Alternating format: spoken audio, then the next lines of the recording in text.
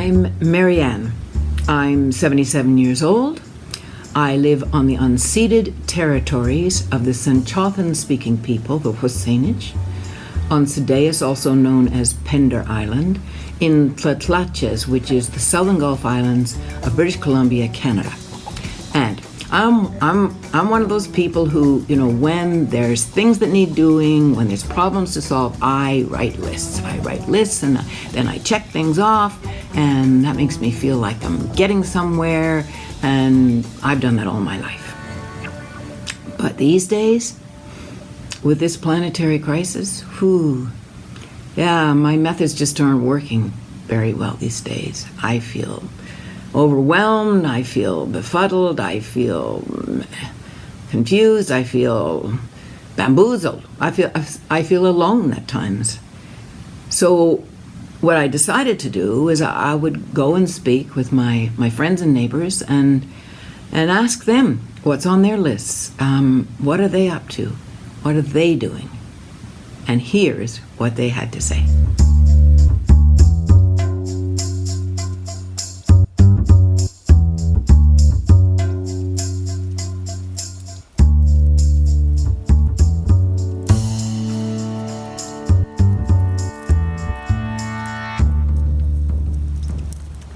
The number one thing on my to-do list is to collect seeds.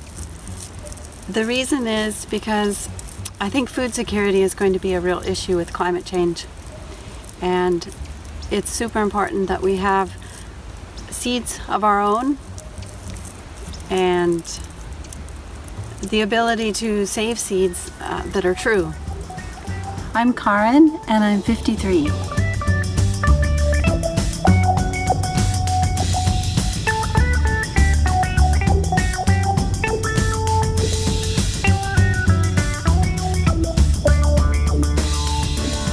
Peter, and I'm 78 years old. So, given the enormity of the climate crisis, you feel like you have to do something. It's the only way to feel empowered. And one thing you have control over is what you eat. And what you eat can have a profound effect on carbon emissions. For example, the CO2 and methane production from 1 kilogram of beef is 60 times more than from 1 kilogram of peas. So the answer is, eat peas.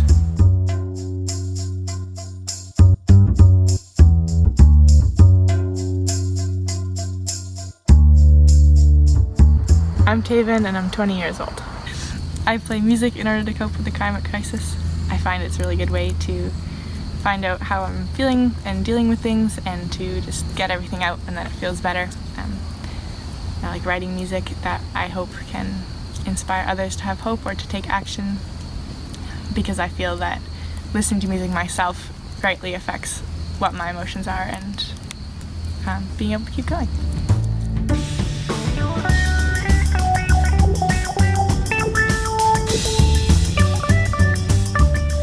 My name is Rala and I'm 52 years old. I'm a farmer, a cook, and an eater. And I have been developing recipes that respect the seasons and what can be grown locally. Shortening the supply chain is a way of addressing the amount of carbon that's spewed in the air from transporting foods from exotic places.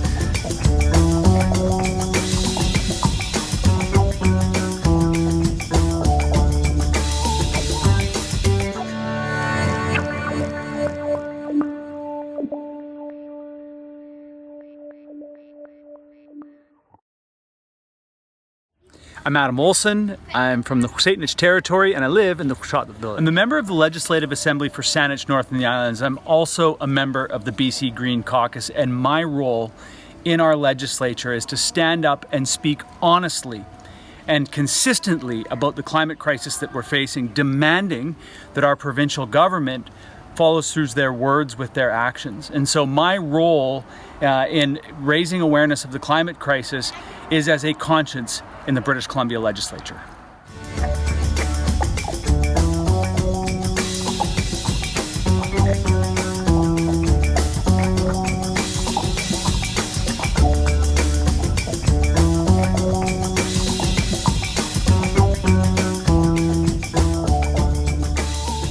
Kathy, and I'm 55 years old. We're standing in the community garden, and I grow two things in my community. I grow food at this garden. I primarily purchase food from local farmers during the summer, and I try and grow winter food that stays in the garden all year long. The second thing I grow is community. I work with others to try and learn how to work with each other because we're going to need each other when it comes to mitigation for climate change. There's lots of positions available. Anybody can apply. You want to join me?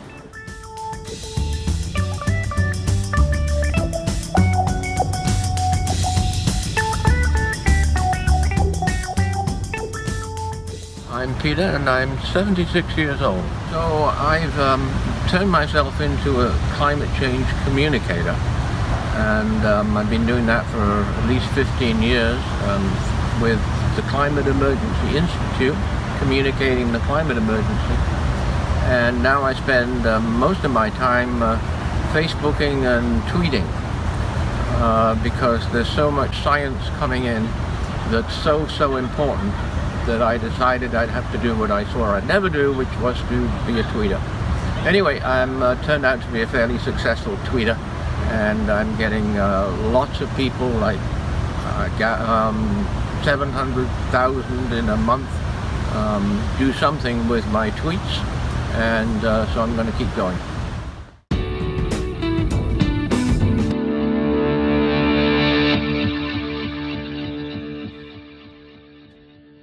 Is Lisa Bale, and I'm an octogenarian.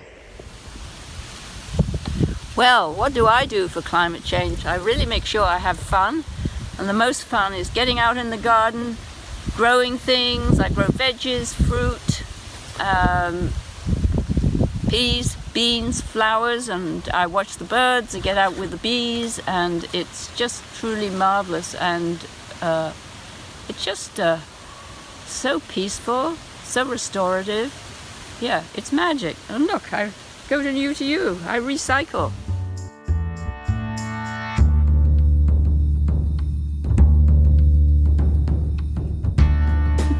And heat pump.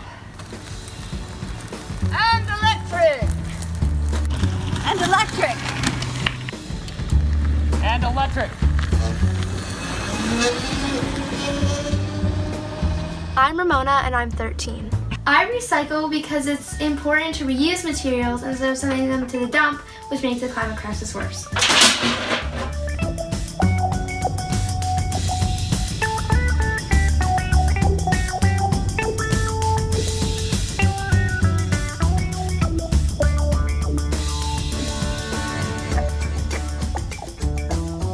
I am Luna and I am 4.5.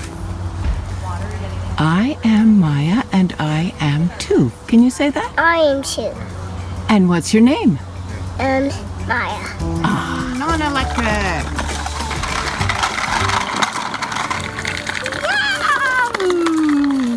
What you doing, girls?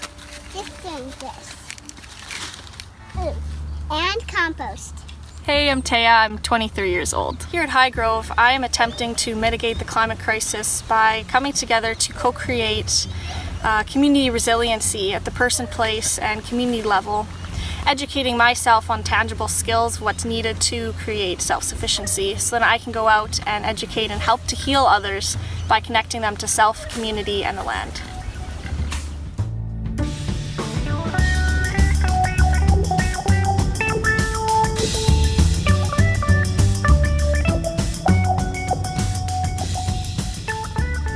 Camp name is Mycelium, and I'm Julia. I am 68 years old. Action! Bake a cake, paint a picture. You don't have to be a fixture. We need laughter, hit the rafters, gather friends. Climate crisis has gotta end. Bring food, change the mood and how you feel. We need our world to heal. Take action. Take satisfaction when you stop this mad extraction. I've protested, got arrested. This is not the time to rest. Make things change. Be passive.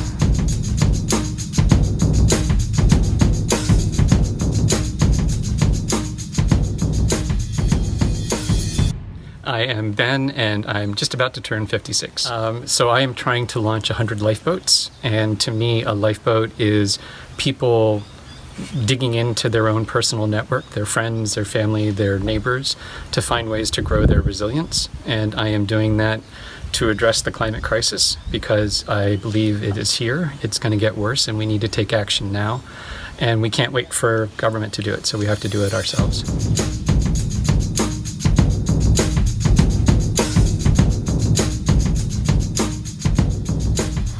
I'm Julie, and I recently became a senior. I'm 65 years old.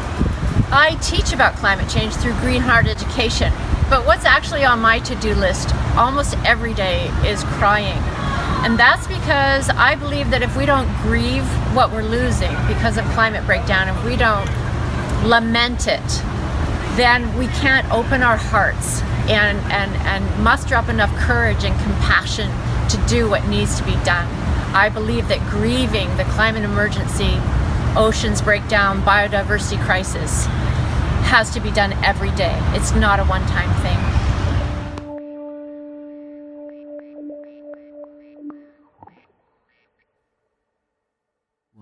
I'm John, and I'm 81. Because convenience is such a big issue in terms of the climate crisis, we choose to live inconveniently in a tiny house with 2 solar panels off the grid and with rainwater collection and more rainwater collection and composting outhouse.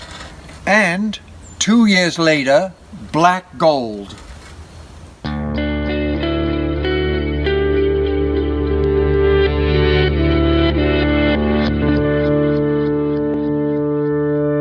What a good crop.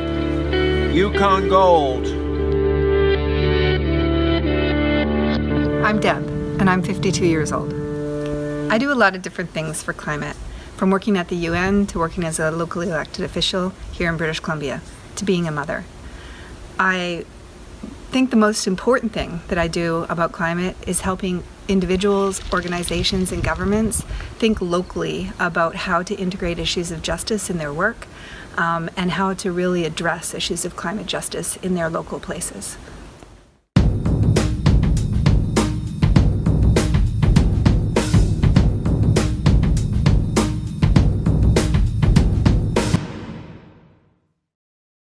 I'm Paz, and I'm 25 years old. I see a primary root of the climate crisis being our disconnect. Disconnect to the land, to what we eat, to one another, and to ourselves. I'm immersed in the agricultural environment, growing regeneratively, feeding regeneratively, as a means to reignite this connection to ourselves, to the ecosystems we depend upon, and how we work together. This is creating the alternative, cultivating a system that makes our current model, destructive model, obsolete.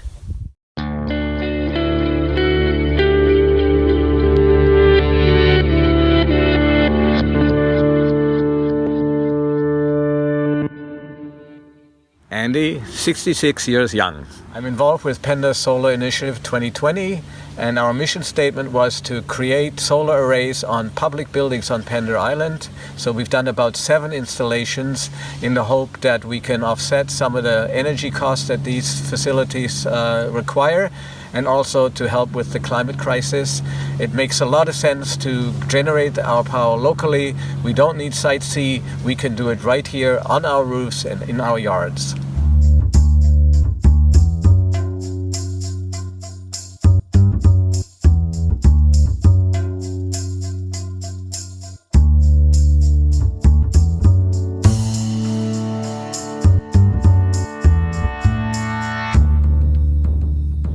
And solar. And solar. Solar. And there's solar.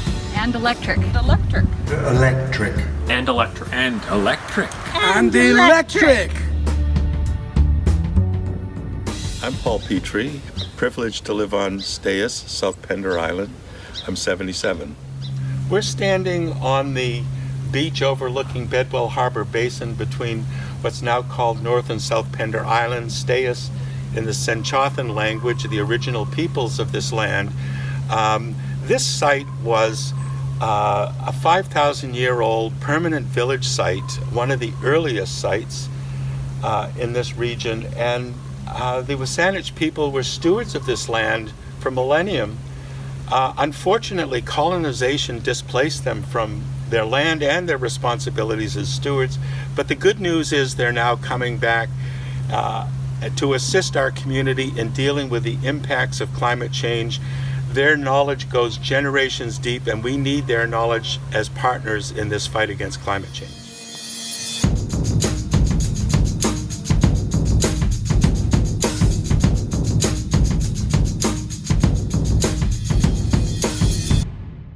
I'm Allie and I'm 54. I was up at Fairy Creek protesting along with many other Canadians last year, and I saw what it was firsthand to see a creative force meet with a destructive force.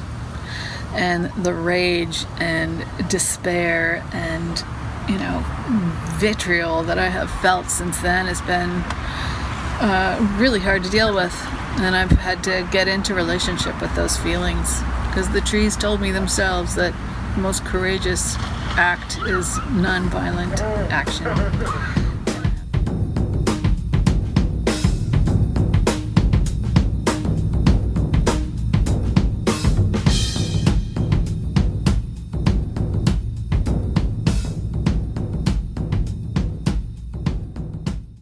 I'm Elizabeth and I'm 68 years old. I'm the president of the Pender Island Conservancy Association, and I believe that the best thing that we can do to respond to the climate crisis is to preserve habitat. Healthy habitat is resilient, and it provides resiliency to climate change to all the living things connected with it, and in other habitats as well. For example, salmon need healthy forest habitat in order to spawn. So it's all part of the connectivity. And it's also a way of allowing people to feel connected and to feel empowered, because people can participate in restoration or protection projects and be part of that connectivity as well.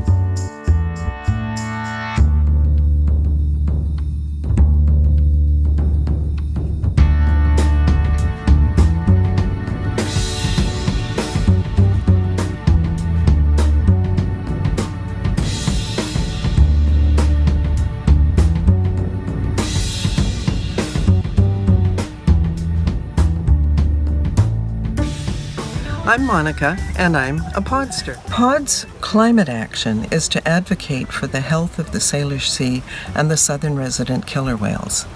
They're endangered, and so is their major food source, the Chinook salmon, and so they're chronically hungry.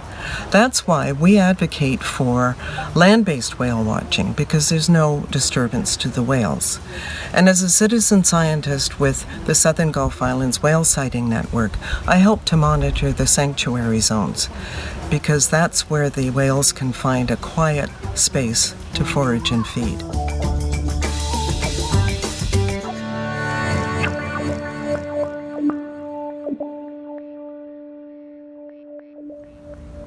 I'm Gregory, and I'm 81 years old.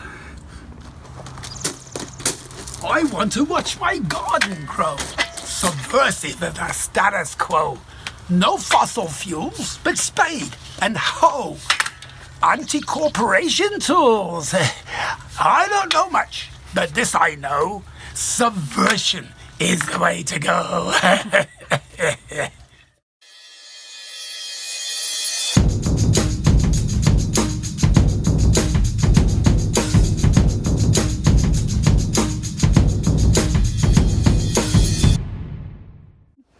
I'm Ren and I'm 21 years old.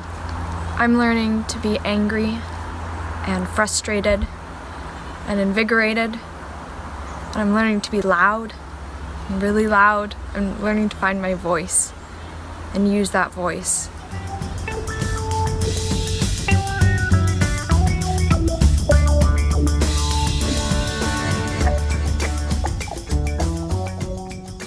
Hi there, my name's Adam and I'm 40 years old. We're in a time right now where the planet is in crisis and needs balance, and balance can come in many ways, and a piece that I play in this picture of the climate crisis is playing guitar and bringing music to communities, because we need the balance of detaching from the stress of all this overwhelming amount of work to do for the planet, where we can just sit and listen to some music and feed our souls, so we then can be fed to continue working for the planet and for our communities.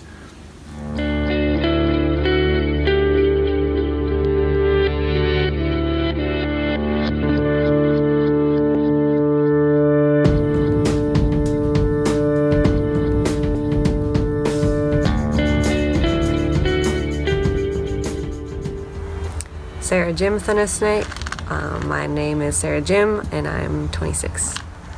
I practice environmental restoration on my homelands and I create art about it and raise awareness of the importance of healing the land and removing invasive plants and planting native ones.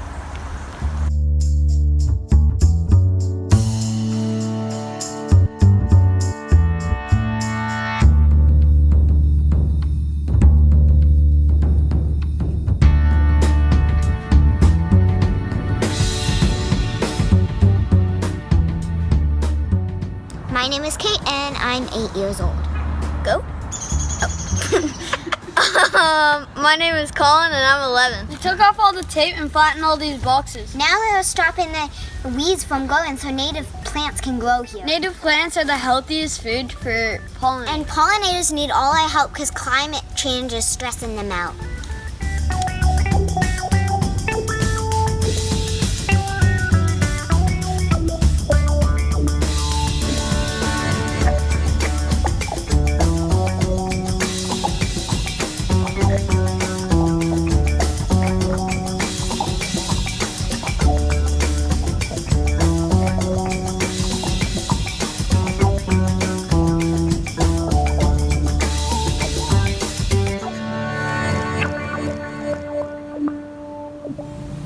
Well, yep, you might have guessed it. It is my garden, mine and my partner's, that Kate and Colin have been smashing up cardboard boxes for. And one day, this garden will be transformed into a sanctuary for native plants, and then we'll be old and we'll go to the farmer's market for the fruit and vegetables that we grow here. And instead of working hard in the soil, we'll be sitting here on this swing and we'll be marveling at Mother Nature and giving her thanks, and we'll be watching her essential workers, the pollinators, do their thing. So that's what's on my list. Oh, plus making this film. What's on your to-do list?